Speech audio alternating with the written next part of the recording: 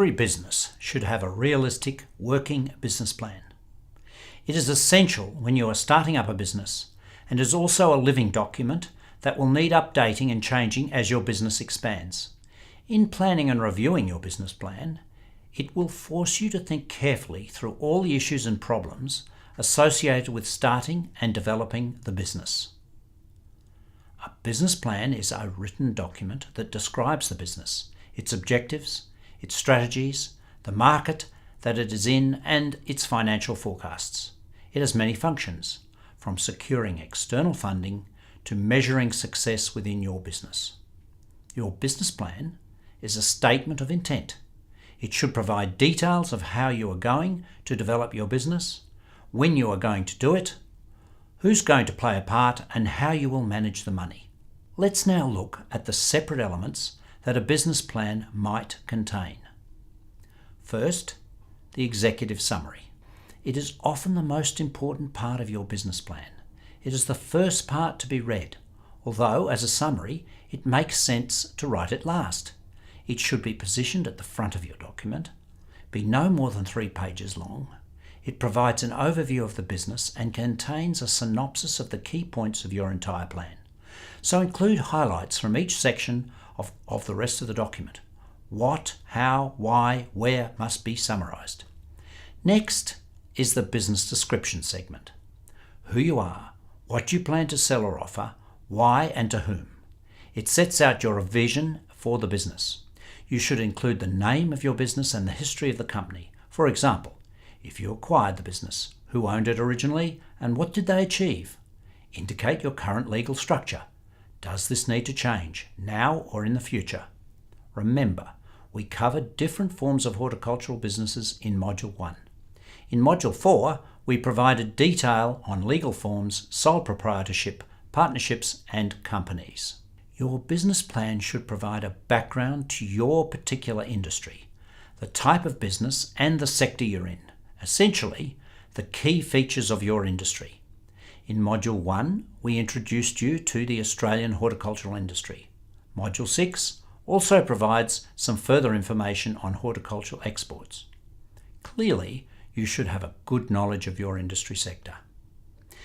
Next, you should describe your product or services. What makes it different? What benefits does it or you offer? Why would customers buy it? Do you hold any patents, trademarks, or design rights? Module 7 covered this topic. How do you plan to develop your products or services? Is there potential for a new venture?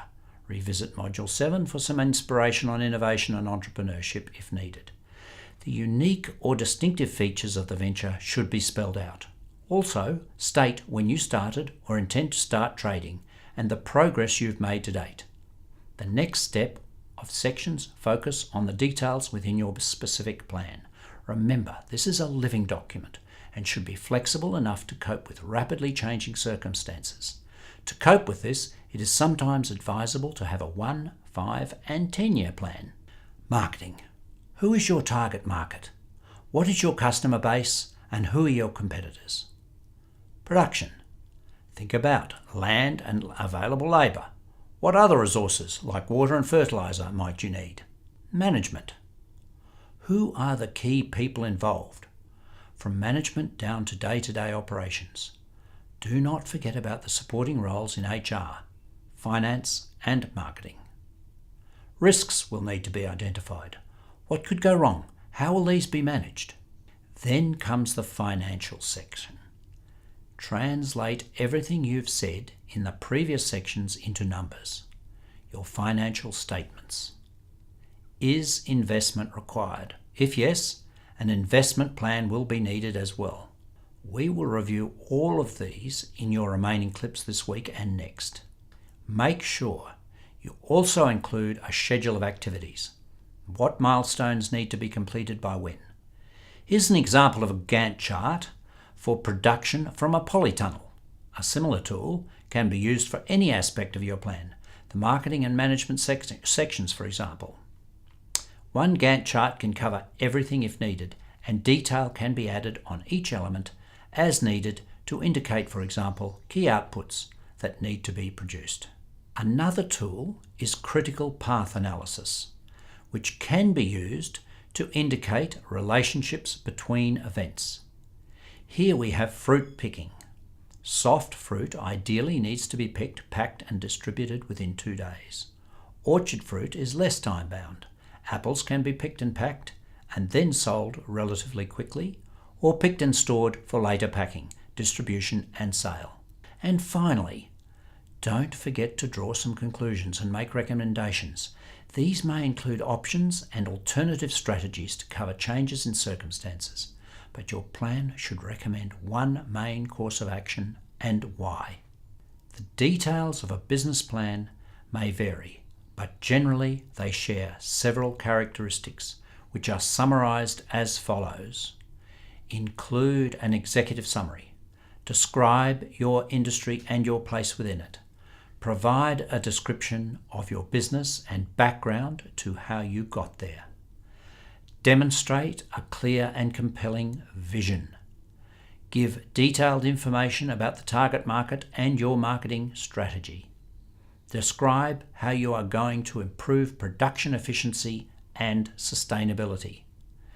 Include detailed information about competitors and potential partners. Provide evidence of an effective management team and a succession plan as appropriate. Include a Gantt chart or schedule of activities with responsibility for delivering outcomes. Provide clear and realistic financial projections. Spell out the sources of finance and use of startup funds and operating funds. Highlight critical risks that may threaten business success. Pay attention to good formatting and logical structure with clear recommendations. Keep the plan clear and concise. It is a good idea to put any supporting material in the appendices. Thank you.